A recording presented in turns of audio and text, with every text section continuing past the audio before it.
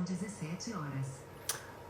Olá, amigo, amiga, você que nos segue pelas nossas redes sociais. Bem-vindo ao perfil do Instituto Nemesis de Estudos Avançados em Direito para mais uma live. Como vocês já estão sabendo, desde ontem, nós estamos aqui na fase de testes e testando o nosso canal no YouTube, para que futuramente a gente consiga fazer as transmissões tanto por aqui quanto pela nossa rede, pelo nosso canal lá no YouTube. Estou aguardando o sinal do Rafael para me dizer se já está captando a imagem da live no YouTube. Tem um pequeno delay, a gente tem aí um delay de uns 20, 30 segundos. Então, deixa eu ver aqui com ele se já estamos no ar.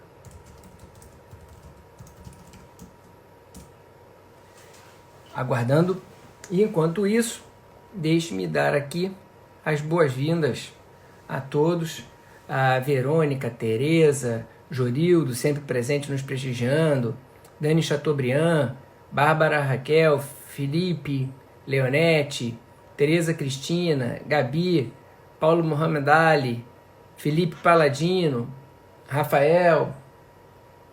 Rafaela Lima. Jonildo, boa tarde, mestre. Beatriz, Camille Rangel, Acreri, espero não ter errado.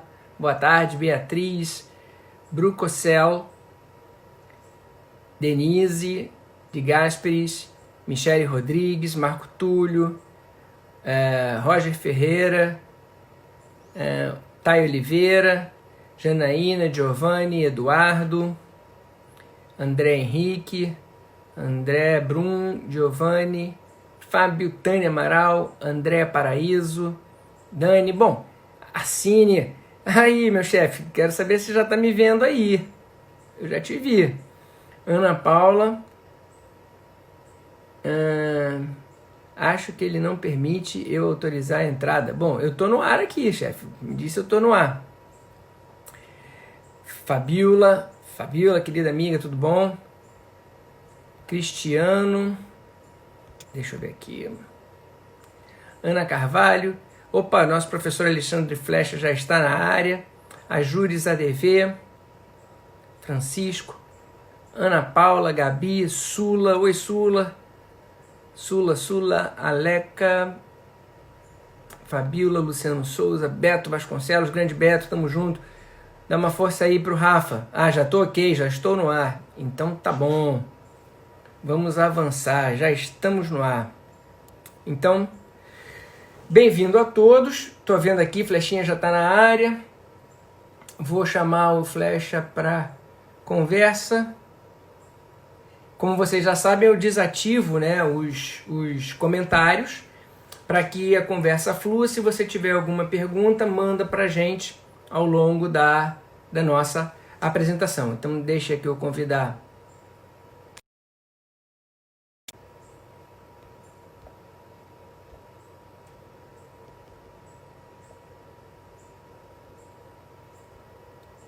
desativando os comentários e agora chamando o professor Alexandre Flecha para participar conosco da conversa. Seja bem-vindo, você que está nos assistindo pelo YouTube, seja muito bem-vindo você que está nos assistindo pelo Instagram.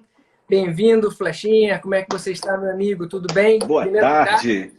É uma honra, um prazer dividir a tela aqui com você, um querido amigo de longa data, uma pessoa por quem eu tenho um carinho, uma admiração muito grande por você, pelo seu pai, sempre presente e participativo. E você é uma das nossas mais importantes referências dentro do processo civil. Você e outros grandes amigos aqui no tribunal, que são professores da cadeira, que são, como você, professores da Escola da Magistratura e de tantas outras instituições. Então, é para nós, do Instituto, um orgulho e um privilégio contarmos com a sua presença, tanto aqui no Instagram quanto no nosso canal no YouTube. Receba as nossas calorosas boas-vindas. Muito obrigado, muito obrigado. Eu realmente fiquei muito feliz com esse convite, porque você é um professor de todos nós, né? Você é grande referência, foi meu professor, lamento entregar essa questão, essa questão aí de tempo, eu me perdoe, mas foi meu professor e continua sendo. Eu sempre tiro dúvidas, né, com você com relação ao direito do consumidor, direito civil de um modo geral. E eu espero poder contribuir, né, hoje com essa live com relação a esse tema tutelas provisórias, num momento tão difícil, tão importante como é esse, né? Esse tema já é muito relevante, mas especialmente nesse momento tá bem difícil mesmo. Então, você é um menino, é um garoto, e eu comecei a dar aula cedo, então não tem problema. Tá explicado, então. Somos jovens, estamos bem inteiros. Meu querido amigo, o tema de hoje, de fato, é aquele tema que eu coloco sempre na linha dos tormentos. É um tema tormentoso. Tormentoso porque nós, da magistratura, nos deparamos com pretensões a respeito de tutelas provisórias, tutelas de urgência, tutelas de evidência, tutelas antecedentes, com muita frequência. E nesse momento agora, que nós estamos visualizando e recebendo um número muito grande de novas ações, praticamente todas elas vêm com pedido de tutela provisória de urgência. E nada melhor do que a gente conseguir transmitir para o nosso participante o primeiro, clarificar o instituto. Então, trazer a base jurídica, os pressupostos, os requisitos, a utilidade, a finalidade de cada um deles, para que lá à frente, na nossa conversa, a gente vai avançar nesse sentido, a gente apele para a boa-fé processual, para a lealdade processual, a fim de não ocuparmos o Poder Judiciário com demandas que, neste momento, não são nem urgentes nem evidentes, porque a gente vai estar subtraindo o tempo de outras que verdadeiramente o são. Então, como o nosso tema são tutelas provisórias, eu queria que você desse um cenário inicial do que representa o Instituto, o que é o Instituto e o que ele representa no ordenamento jurídico atual. Bom, antes de começar, eu queria pedir uma gentileza a quem estiver nos assistindo, é que eu estou tão feliz de estar aqui hoje, mas tão verdadeiramente feliz, que eu queria pedir a gentileza para quem está me assistindo poder fazer algo que eu não posso fazer agora. Se alguém puder printar essa tela e depois me mandar pelo Instagram, só para eu guardar esse momento em que eu estou com esse baluarte jurídico aqui acima de mim. Então dá um sorriso. Espera aí, vai lá. Já foi. Foi, pronto. Vou guardar esse momento. E esse tema, tutelas provisórias, ele costuma gerar um pouco de confusão entre os operadores do direito, porque são muitos nomes e são todos parecidos. Então tem tutela provisória, tutela de urgência, tutela de evidência, tutela cautelar, tutela antecipada, tutela incidental, tutela antecedente.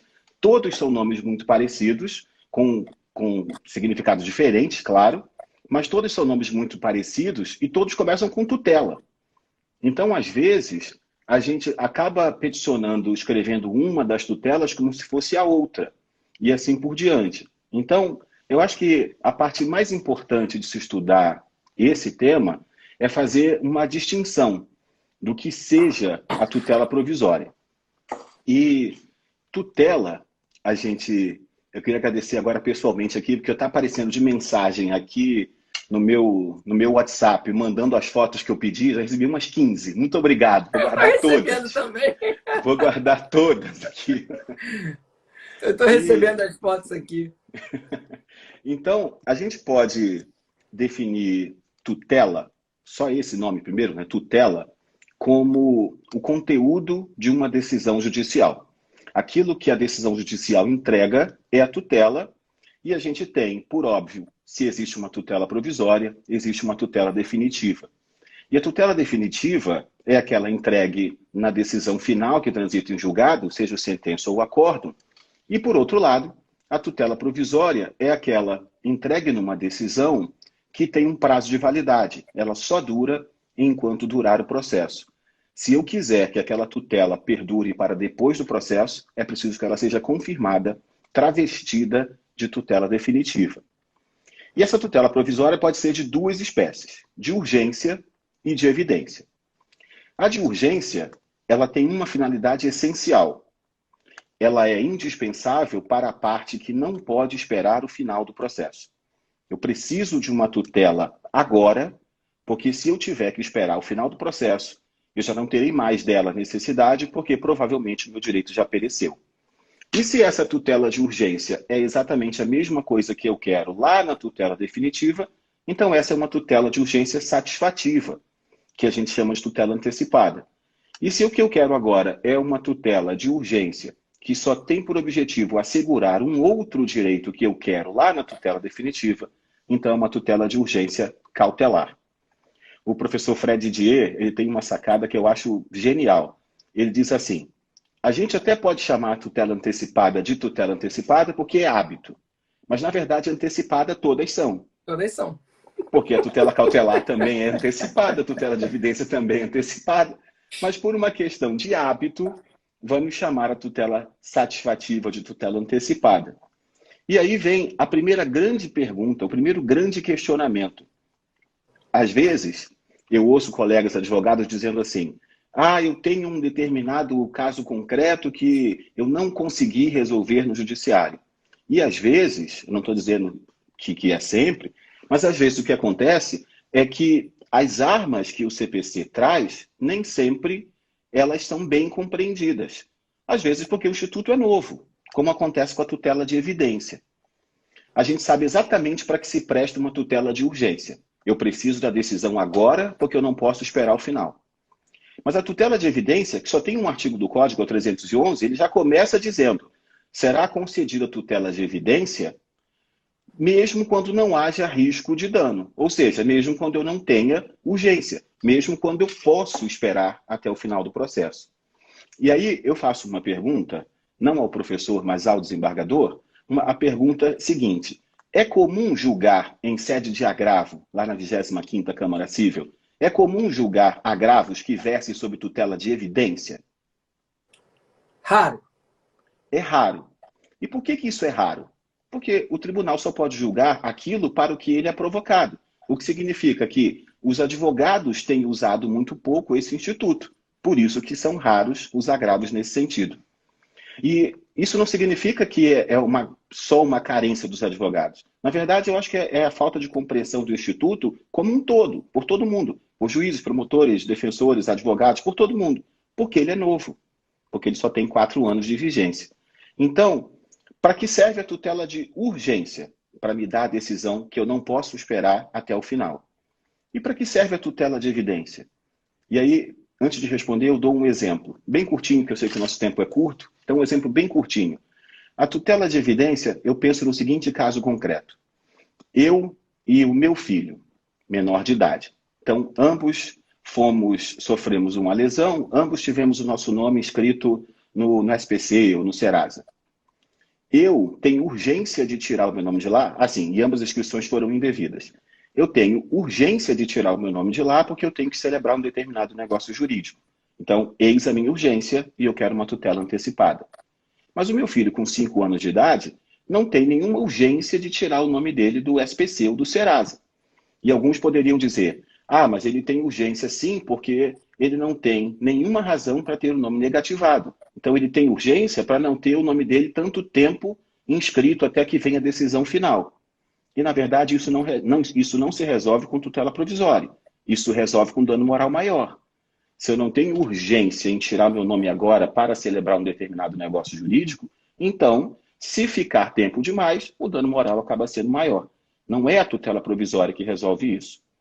E aí o meu filho tem 5 anos de idade, nome negativado, porque ele fez uma compra presencial enquanto estava num estabelecimento no Egito.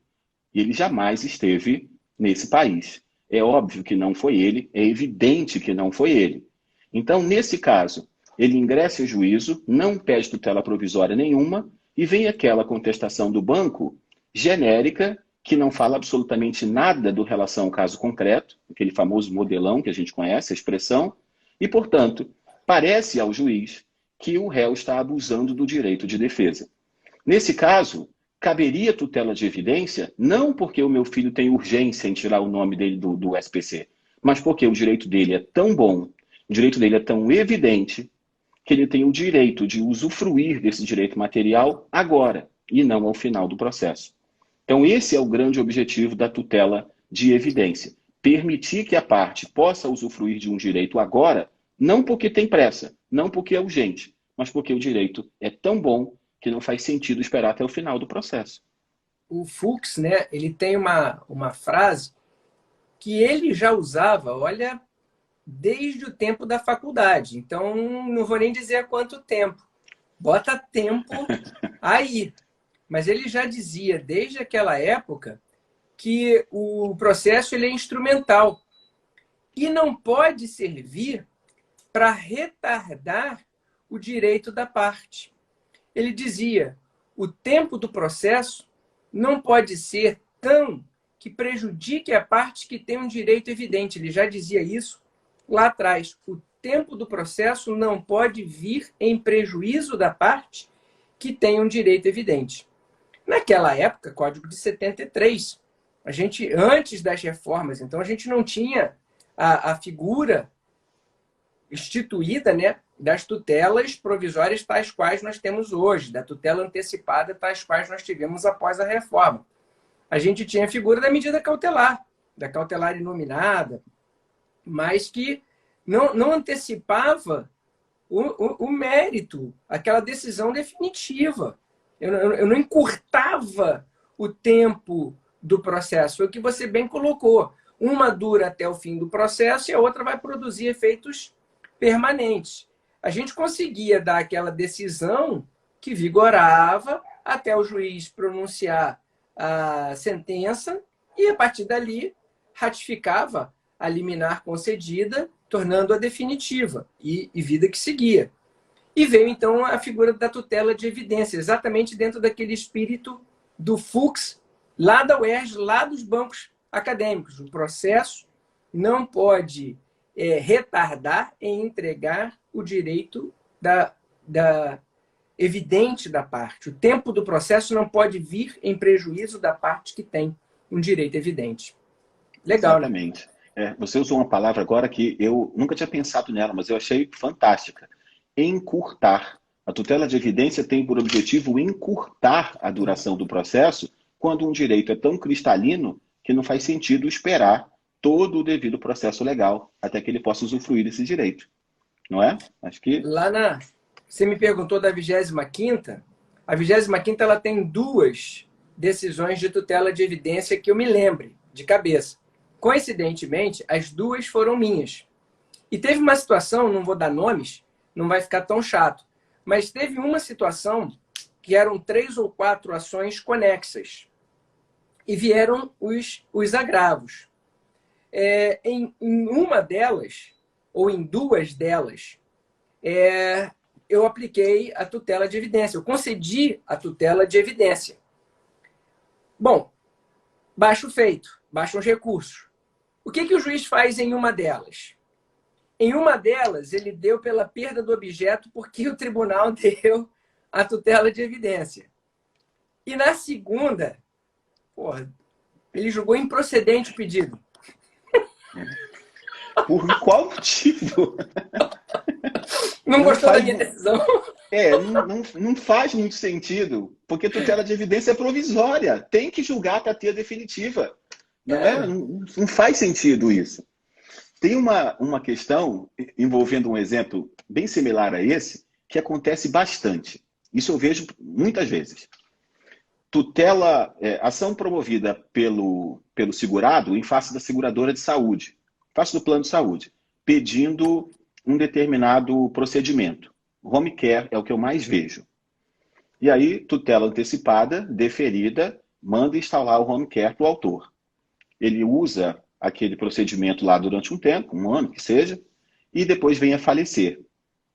E aí, muitos juízes proferem sentenças de extinção sem resolução do mérito por perda do objeto. Sim. Mas, com todo respeito, não há perda do objeto. Não. eu preciso da sentença que diga que eu tinha direito àquele home care. Porque se o processo for extinto sem mérito e eu não tenho esse decreto, o plano de saúde vai me Vai cobrar cobrar. aquele 1 ano. E vai cobrar com razão.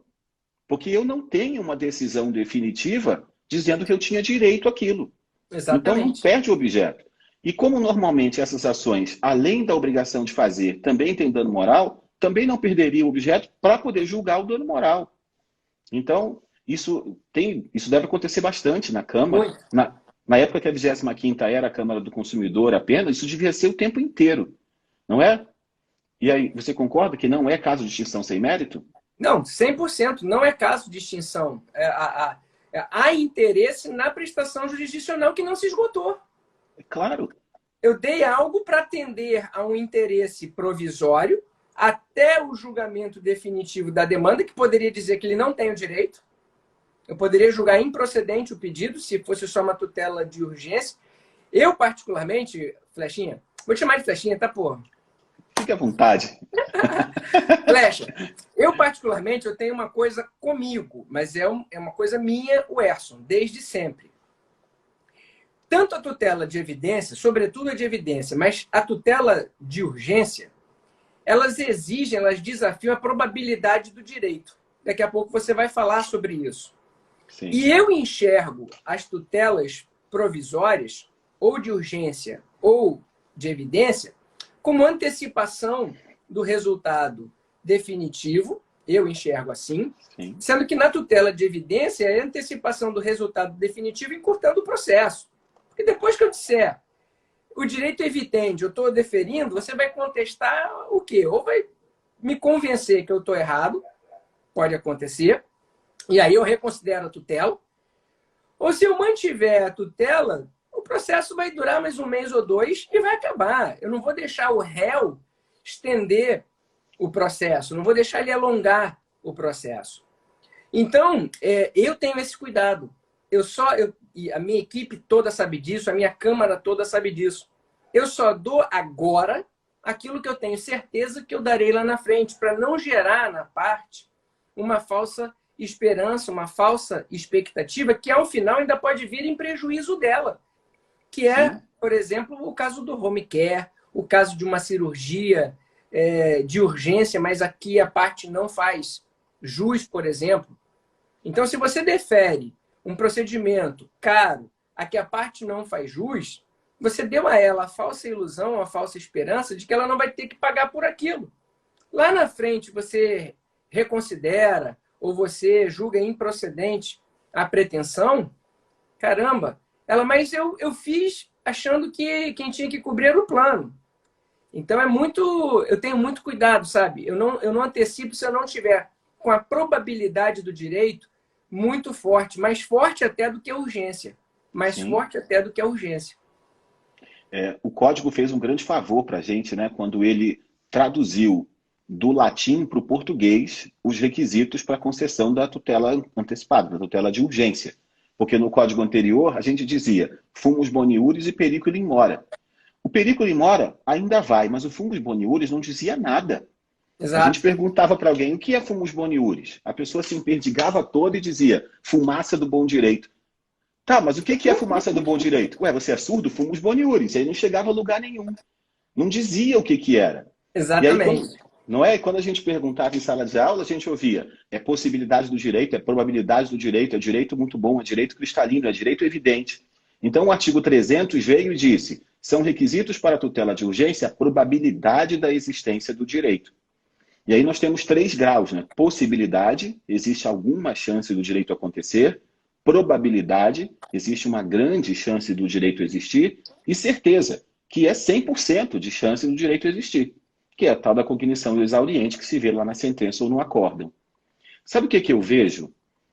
Isso acontece muito, claro que eu não vou citar nomes, mas eu vejo muitos colegas me dizendo assim, Flecha, olha que absurdo, eu pedi aqui uma tutela antecipada, o direito estava tão bom e foi indeferido. Será que o juiz não leu? Será que ele não estava passando bem no dia e tudo? E aí eu falei, deixa eu dar uma olhadinha melhor aqui. E aí o que eu vejo às vezes, claro que não é sempre, mas o que eu vejo às vezes é que o direito é realmente bom, mas a forma como ela é colocada nem sempre é tão boa. Eu Exatamente. costumo, não é? Eu costumo dizer que a forma é tão importante quanto o conteúdo. Não é só importante o que eu digo, mas como eu digo. E muitos profissionais acham que urgência é sinônimo de pressa. E são Isso. coisas completamente diferentes. Então, eu tenho pressa da pandemia acabar para poder voltar para a minha vida regular. Mas como eu estou vivendo perfeitamente bem em home office, eu não tenho urgência de voltar para a minha vida regular. Ah, eu só consigo trabalhar no escritório porque na minha casa nada mais funciona. Aí sim eu tenho urgência. Qual é a diferença, então, que eu vejo? Eu acho que esse é o parágrafo mais importante quando se pede uma tutela de urgência. É demonstrar qual direito está na iminência de perecer caso aquela decisão não seja deferida.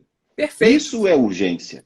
Porque se eu não demonstrar que existe algum direito, eu posso ter toda a pressa do mundo, mas não se caracteriza como urgência. E às vezes Perfeito. eu vejo uma petição falando tanto sobre a pressa, tem que conceder agora porque o direito é bom, porque não é um absurdo não conceder, mas não diz em uma linha, é esse direito aqui que vai perecer se a tutela não for deferida. Para mim, essa é a frase Exatamente. mais importante de todas. Não é? Você concorda? Exatamente. 100%, 110%. Não tenho nenhuma dúvida. Para mim é exatamente isso. Você colocou de uma maneira muito clara, didática, direta e objetiva. E já é a facilidade do professor, né? Você coloca com muita tranquilidade, com muito didatismo, as diferenças entre as diversas categorias. A tutela de urgência tem essas características, a tutela de evidência tem essas outras características, e o momento em que elas serão efetivadas ou realizadas ou concedidas é que vão trazer para a gente o caráter instrumental da tutela, o caráter satisfativo da tutela. Muitas vezes há essa confusão, e eu vou aproveitar que você está com uma audiência anormal, a gente está aqui com mais de 120 pessoas ao mesmo tempo, então Sim, é uma das lives mais concorridas, para dizer o seguinte: eu falo isso para os meus alunos, sempre falei isso para os meus alunos, ter direito ajuda. E as pessoas ficam chocadas. Mas como ajuda? Ter direito ajuda.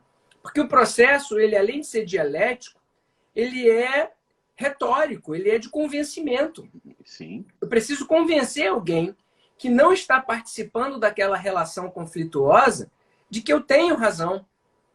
Então você, às vezes, o patrono, ele está tão certo do direito do cliente que, às vezes, ele negligencia no transportar para o meio físico ou virtual, eletrônico, aquela certeza e aquela convicção. Meu irmão é advogado. E eu falo para ele: Vadico, presta atenção. Se o teu cliente tem razão, acredite que o juiz quer dar razão ao seu cliente. Ajuda. Sim. Mostra para ele onde é que está o teu direito, cara. Não perde tempo citando doutrina, trazendo jurisprudência. Cara, o juiz sabe de tudo isso. O juiz conhece doutrina, o juiz conhece jurisprudência. Agora ele quer saber onde é que está o seu direito, aquele direito material que está sendo discutido naquele processo. Isso, aponta aqui para mim. Isso. Não é? Quer ver uma coisa? Sustentação oral. E eu estive lá na 25ª outro dia sustentando, foi uma honra. E foi uma honra maior porque você estava presidindo nesse dia. Verdade. Você lembra disso? E eu vejo em algumas sustentações... E o seu pai estava lá. E o meu pai estava lá comigo. E meu pai está nos assistindo agora, inclusive. Pô, um beijo, um abraço. E sabe o que eu vejo? Se eu posso deixar um conselho aqui, né? Não existe certo ou errado em sustentação oral. Existem formas de se fazer. E o que eu vejo muitas vezes é que o advogado se vale daqueles 15 minutos para falar tudo que ele escreveu no memorial que ele já entregou. Quando, na verdade... A gente já leu. Já leu, sabe? E aqui eu deixo o meu testemunho. O memorial é lido. Eu sei que lê, porque às vezes quando eu estou vendo lá o voto, eu vejo que tem trechos do meu memorial que não estava no recurso. Ou então, às vezes, eu já vi acontecer, o desembargador levar uma pilha de memoriais. E marcado, com marca-texto. Isso, eu reconheci, porque o meu estava no meio. Eu reconheci de longe ali o timbre. Então eu vi que era uma pilha de memoriais. Eles são lidos. E aí chega na sustentação, fala a mesma coisa. Então, eu vejo a sustentação, que eu não gosto de falar mais do que 5 minutos, eu vejo a sustentação como um post-it, sabe? Só para apontar aqueles fatos. Porque direito já está mais do que debatido. Então, são fatos. Eu chamo a atenção, ó, tem um fato aqui, tem uma cláusula aqui, essa cláusula diz isso aqui, esses são os fatos. E termina pedindo o provimento, ou se eu sou recorrido, pedindo pelo não provimento, e termina. E só para não me alongar, o último conselho que eu deixo, quando o presidente disser, doutor, dispensa a leitura do relatório, dispense. Dispense. Dispense, pelo amor de Deus, dispense. Se o advogado não conhecer o processo... O relatório é disponibilizado antes. Quer dizer, mesmo que não fosse, o advogado já conhece. Mas ainda que ele não conhecesse, o relatório é disponibilizado antes. Quando diz, não, eu não dispenso não, quero ouvir. Então você está confessando que você não leu antes, exatamente, quando deveria ter lido. Por favor, dispense, é um conselho que eu deixo. Não pede para ler o relatório, não, que não faz muito sentido. E às vezes é imenso. Mal. Pega mal para o advogado. Pega mal para o advogado. O senhor não conhece o processo? Pois é, então tá, né? Então eu vou ler. É ruim. Tá, não é uma boa ideia. Não, mas o que acontece, agora fazendo uma defesa aqui, às vezes acontece do advogado ele ser substituído após a interposição do recurso, o oferecimento das contrarrazões, e ele vai para sustentar. Mas mesmo assim, ele não pode se apresentar para sustentar sem ter lido o processo antes. Ele tem a prerrogativa de pedir para retirar de pauta, que ele ingressou naquele feito agora. Assim, passa para a gente, falando do lado de cá um pouco, pelo menos falando por mim, passa um pouco a impressão de que aquele patrono não se preparou adequadamente para aquele momento. E quando você percebe que o patrono não se preparou adequadamente para aquele momento, fica no inconsciente do ser humano. Traz uma dúvida, uma incerteza em relação àquilo que ele está falando. Porque se ele tivesse convicto, ele não precisava. Sabe? Então tem algumas coisas que são neurolinguísticas, que são neurociência. Não peça. Que alguma vantagem tem da gente ficar mais antigo. Não é? Alguma vantagem tem que ter da gente envelhecer, a gente pegar essas nuances, né, essas experiências. Mas, e passar essas dicas, né? Essas dicas. Mas eu posso fazer uma pergunta? Pode? Posso? A gente está num bate-papo super aberto. Essa pergunta, é claro que é uma pergunta genérica, é claro que não envolve nenhum processo específico, mas é só porque a gente está aqui com 130 pessoas aqui, 131 aqui nos assistindo, e eu acredito que muitos sejam advogados, e aí eu acho que ela é bem relevante para todos. Tutela de urgência, tutelas provisórias de um modo geral, em sede recursal, nesse momento de pandemia. O fórum está de portas físicas fechadas. Outro dia eu fiz uma live que era o fórum de portas fechadas. Eu falei, temos que corrigir isso. O fórum está de portas físicas fechadas, porque ele está pleno funcionamento. Mas está fechado, então o advogado não consegue despachar e ele tem lá um agravo com uma tutela provisória, ele precisa despachar. E como é que está sendo feito esse atendimento pelos desembargadores, pelos assessores, pelas secretarias, nesse momento que é preciso despachar uma tutela provisória? Perfeito. Olha, é serviço até de utilidade pública. Existem 3 vias. Normalmente, os desembargadores criaram um e-mail específico para isso. Então, o meu gabinete criou um e-mail específico. Além de eu já ter o meu, que é o wrego@tjrj.jus.br, já foi. Já foi, agora tá, já saiu. Agora eu vou começar a receber e-mail lá no funcional. É o wrego@tjrj.jus.br. Eu tenho o gabinete do desembargador Erson Rego. Esse sim. E tem a secretaria da Câmara. Então, você pode mandar o memorial ou pedido de urgência para a secretaria da Câmara. As câmaras estão recebendo esses materiais. Cada Câmara está funcionando no regime de plantão. E então, ela está recebendo. Você pode mandar para o gabinete daquele desembargador. Então, você pode mandar direto para o gabinete do relator. E para quem conhece o relator e sabe qual é o e-mail funcional, porque o e-mail funcional vem no anuário, tá, tem lá no Anuário da Justiça, tem de todos os desembargadores, tem de todas as câmaras, tem tudo. Então você pode encaminhar diretamente. Por que eu digo para não encaminhar para mim diretamente? Porque eu sou indisciplinado. Eu não tenho o hábito de abrir e-mail todo dia. Então eu digo para qualquer pessoa, é urgente? Manda o WhatsApp. Se me mandou um e-mail urgente, manda um WhatsApp para dizer que me mandou um e-mail. Porque eu já não tenho, isso é verdade mesmo, eu não tenho mais tempo para ler e-mail, não tenho tempo. Então minha caixa fica com 300, 400, é uma loucura. Esse é o conselho, manda para o meu gabinete me liga na hora. Eu faço reunião virtual com o meu gabinete toda semana. A gente tem um grupo de WhatsApp do gabinete. Então tudo que é urgente vai direto no grupo do WhatsApp. Qualquer dúvida que eles tenham, vai direto no WhatsApp. E a gente assim vai conseguindo trabalhar bem. Então, isso foi bom você perguntar, porque não se pode confundir suspensão de prazo com suspensão de processo. Sim. Os processos estão fluindo, os processos estão andando. E a gente está proferindo decisões.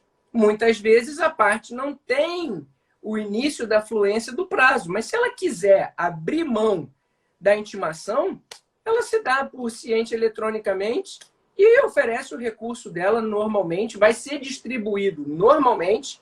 E quando tem urgência, a própria distribuição avisa para a gente lá na nossa mesa, vem com o timbre de urgência, o processo eletrônico. Então ele vem, essa é urgente, tem essa prioridade, tem isso. Às vezes tem um montão de cores, né, diferentes ali para indicar quais são os tipos de prioridades ou urgência. Pode continuar normal, que está vindo, chega para a gente.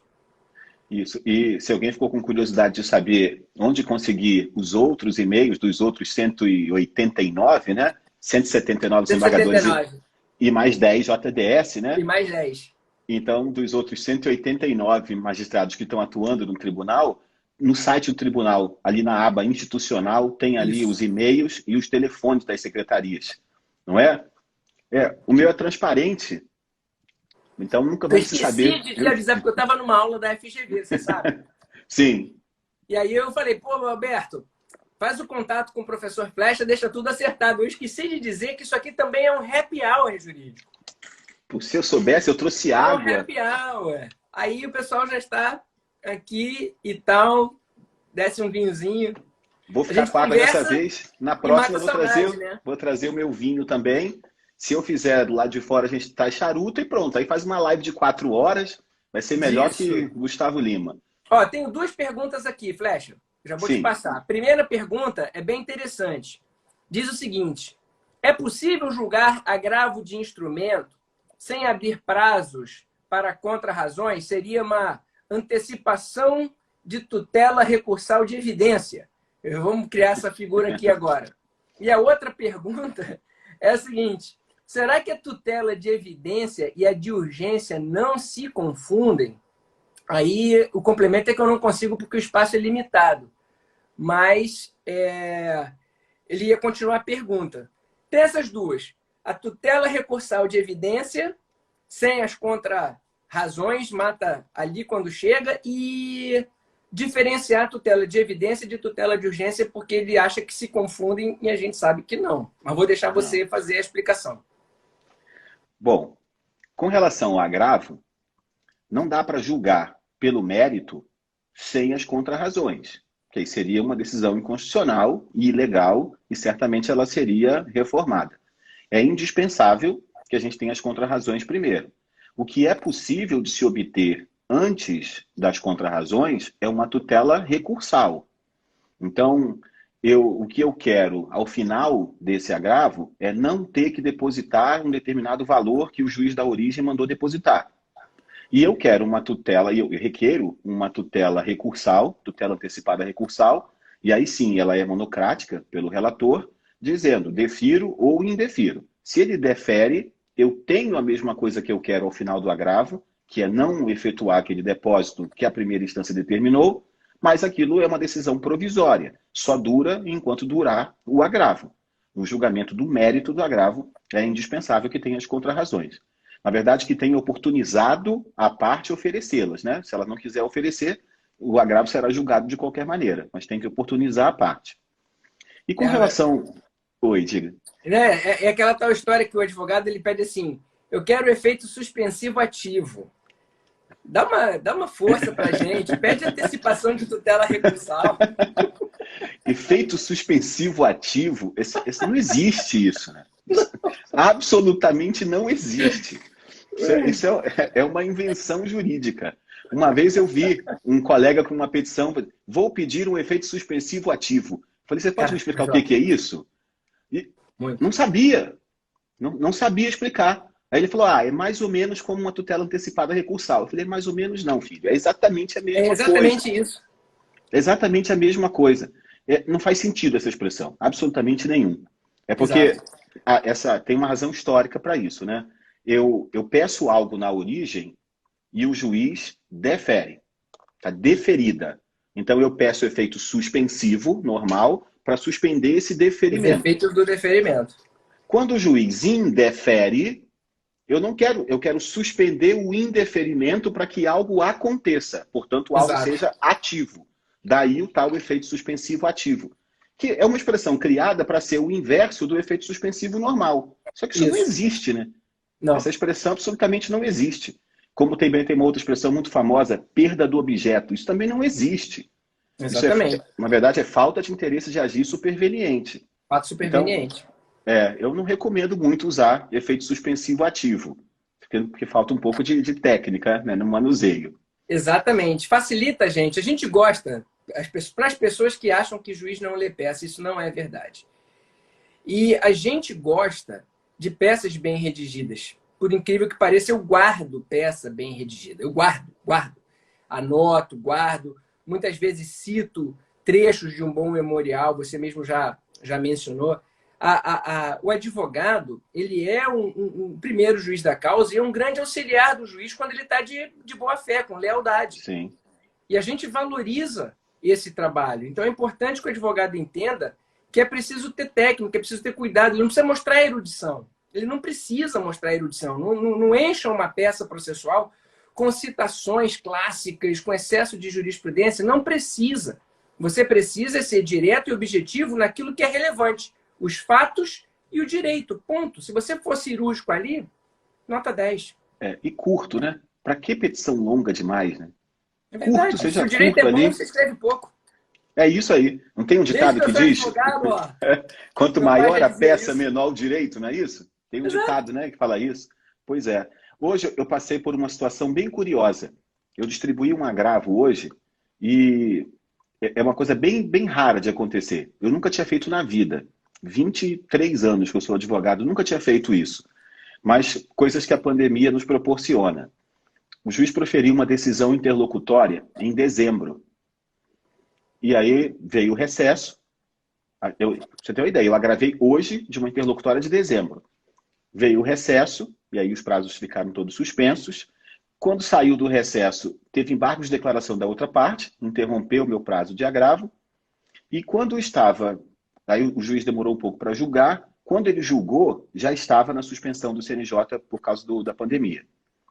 E aí, durante esse período dado, a suspensão agora, em abril, saiu uma outra decisão interlocutória provocada pela parte contrária. E aí, eu interpus hoje um agravo de instrumento, um único agravo de instrumento, contra duas decisões interlocutórias. Em vez de fazer um agravo para cada uma, eu fiz um agravo atacando duas decisões interlocutórias. O que você acha? Pode, Bom, não pode? Então, isso aí tem correntes para todos os lados, você sabe disso. Sim. Tem uma ala mais purista, tem uma ala mais tradicional, que entende que a cada decisão você teria que interpor um recurso. Mas eu penso que existem duas situações que, para mim, são mais importantes. Primeira, se existe uma relação de causalidade entre essas decisões, eu posso, numa única canetada, julgar as duas. Princípio. Segundo, eu posso invocar aqueles princípios de celeridade processual, de economicidade, etc., e enfrentar as duas sucessivamente, se não houver relação de causalidade entre elas. Decide primeiro essa e decide segundo aquela. Eu te confesso que, se fosse comigo, eu conferiria esse caráter mais instrumental aos recursos. E, salvo engano, existe até uma regra no Código de Processo que nos permite agir dessa maneira.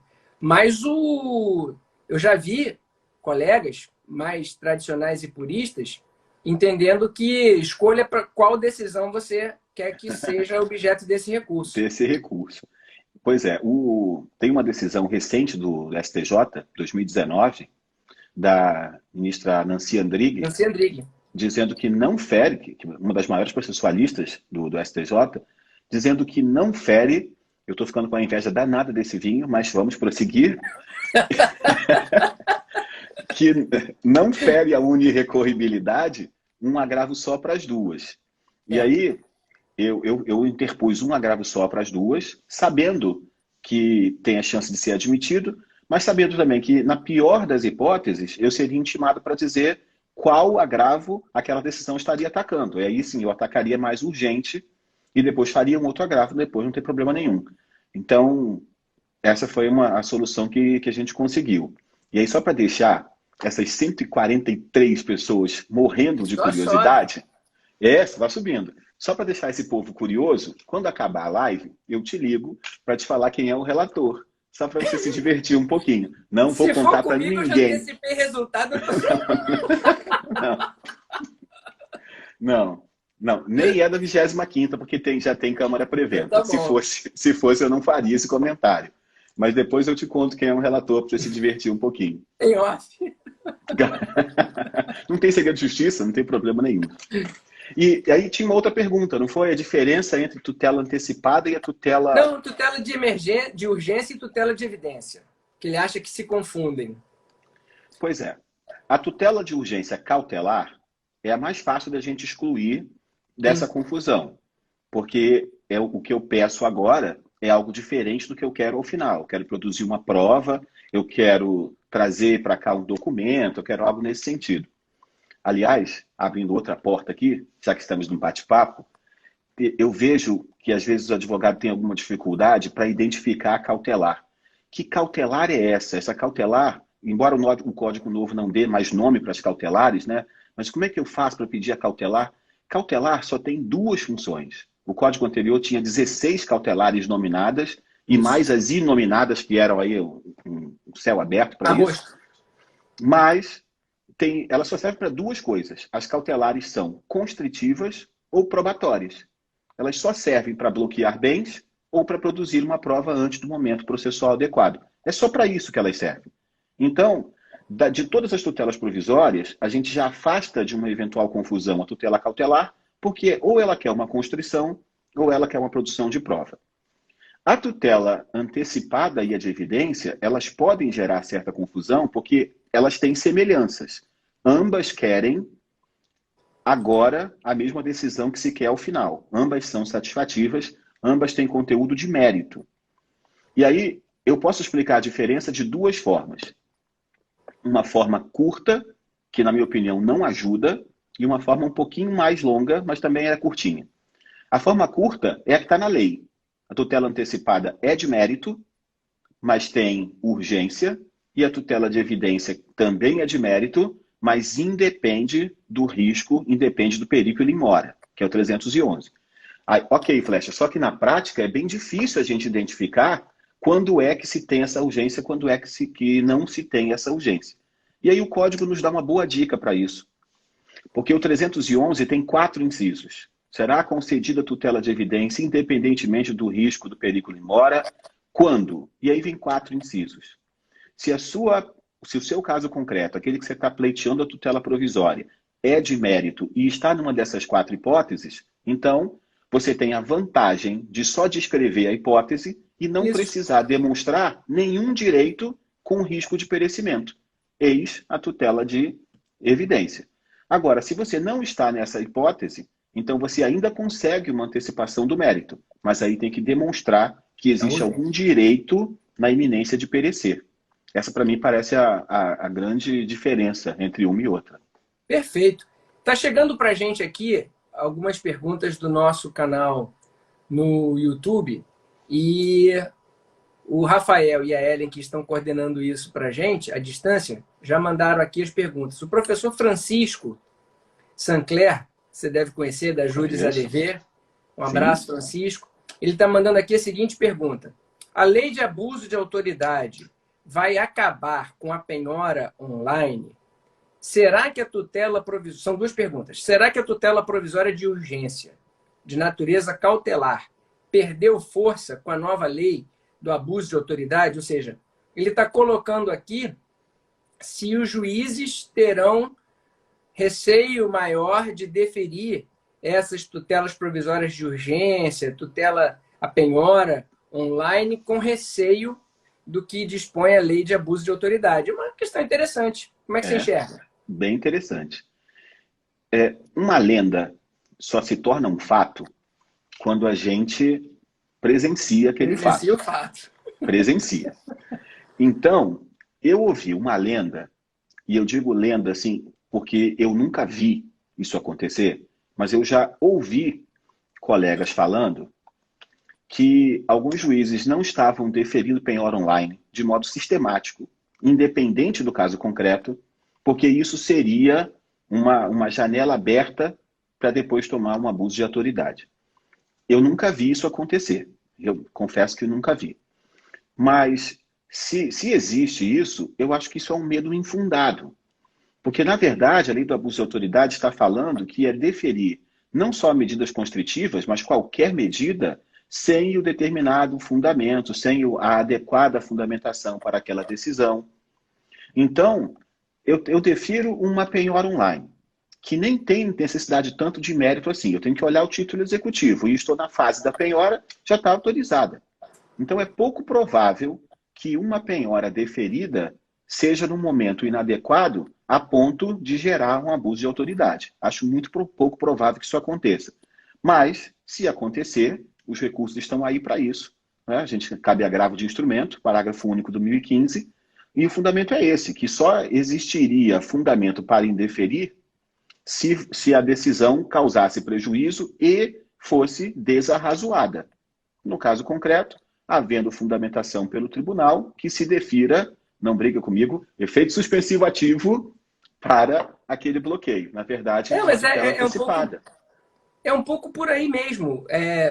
O exercício da autoridade é inerente à função. Então, eu estou efetivamente exercitando a autoridade que o Estado me confere. Eu estou ali para aquilo, eu tenho que exercer minha autoridade. O que a lei visa coibir, e nós também, são os excessos, os abusos. Se a gente fosse fazer uma correlação com o direito material, seria algo equivalente ao artigo 187 do Código Civil.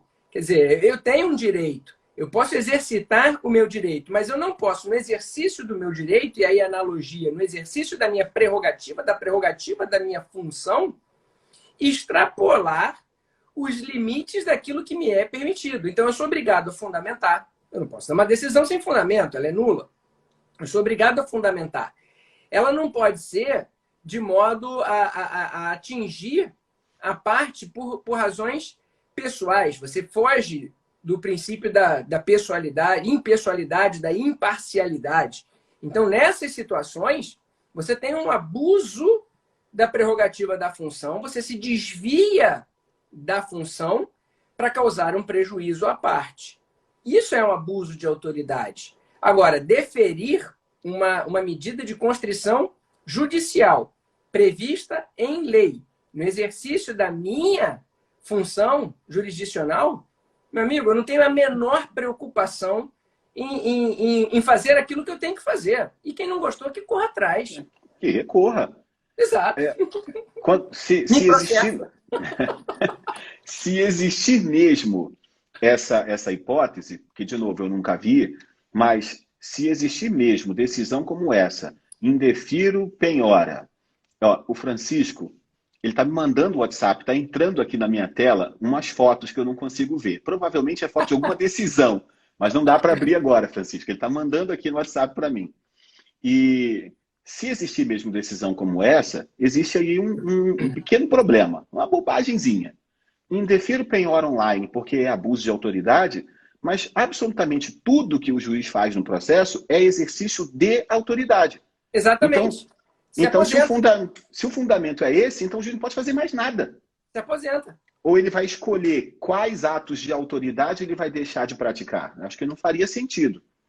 Mas se alguém tiver isso aí, uma decisão como essa, quiser me mandar por direct no Instagram e tudo, a gente até comenta, mas eu realmente nunca vi. Eu conheço isso, mas nunca vi acontecer. Flechinha, são 17h55 e a live Já? encerra, para tristeza nossa, às 18 horas. A não ser que chovam aqui pedidos para prorrogar a live, e aí a gente prorroga. Vou abrir aqui os comentários, vou ativar os comentários. Como é que a gente ativa aqui? Vou ativar comentários. Se começar a chover muito pedido aqui, prorroga, isso aqui é bate-papo. Assunto Pois não vai é. voltar. Então a gente vai. Já abri aqui os comentários que venham as críticas e as sugestões. Mas enquanto isso, pressupondo que ela pode terminar às 18 horas, algumas coisas mais íntimas, algumas coisas entre a gente. Por exemplo, time do coração. Clube de Regatas Flamengo. Lamentavelmente, eu tenho vários amigos que têm esse defeito. Eu tenho vários amigos que têm esse defeito. E vou contar uma história aqui interessante, então. O Melim Chalub, que é um advogado muito especializado na área do direito imobiliário, professor do Instituto, inclusive, nessa matéria, anos atrás, quando a gente ainda não dispunha dessa relação acadêmica mais intensa, ele fazia o seguinte: foi despachar uma determinada liminar comigo, etc., com toda a formalidade, 18ª vara civil, chegou, beleza. Começamos a despachar. Enquanto eu estou lendo o processo, o meu gabinete, você conhece, ele é cheio de bandeira do Vasco, panfleto do Vasco, estátua do Vasco, caneca do Vasco, tudo do Vasco. Eu sou um vascaíno daqueles que defende ali a classe com fervor. E, cara, enquanto eu estou lendo o processo do Melim, toco o celular dele. O toque do celular dele é o hino do Flamengo. Olha só, já subiu no meu conceito. Enquanto eu estava lendo a petição, eu só fiz assim. Qual é mesmo o seu pedido, doutor? Vou colocar um IN aqui na frente do que eu estava escrevendo. Vamos trocar esse defiro para indefiro. Rapidamente, a gente muda rápido. Olha que você me pegou de surpresa. Senão, se você soubesse... A unanimidade de votos, o pessoal tá aqui, ó. O vinho tá show, sextou, maravilha, parabéns, continua, vamos lá, Vasco, Cruz de Malta, pô, Vascão, vamos embora, a gente volta. Não vou poder continuar nesse ambiente, eu estou me sentindo aqui, eu estou convocando a nação rubro-negra para botar aí uma mensagem de Flamengo aí, gente. Abuso de autoridade. Eu tô achando deixa eu fazer isso. o seguinte, Flechinha, segura aí, você que está acompanhando também a gente pelo canal do YouTube, segura aí, eu vou cancelar aqui, vou encerrar aqui a live no Instagram, tá certo? E volto logo em seguida, porque esse papo tá muito agradável, tá muito gostoso. Ó, o Léo mandou aqui, Mengo. Ih, a Helenice também, o Fernando tá... Ih, caramba, peraí, deixa eu encerrar isso logo. Até já.